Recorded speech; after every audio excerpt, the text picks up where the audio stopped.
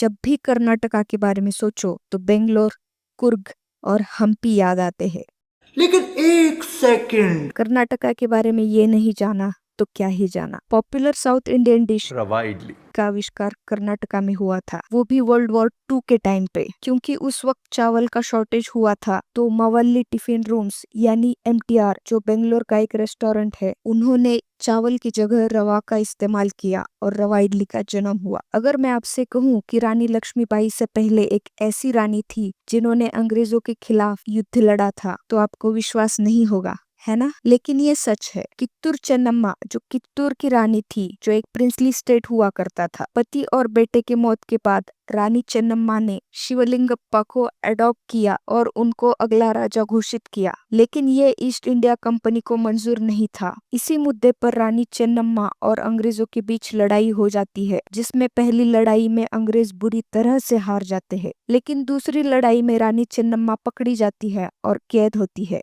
जहां पर उनकी मौत हो जाती है। कोलार गोल्ड फील्ड यानी केजीएफ, वायलेंस वायलेंस वायलेंस।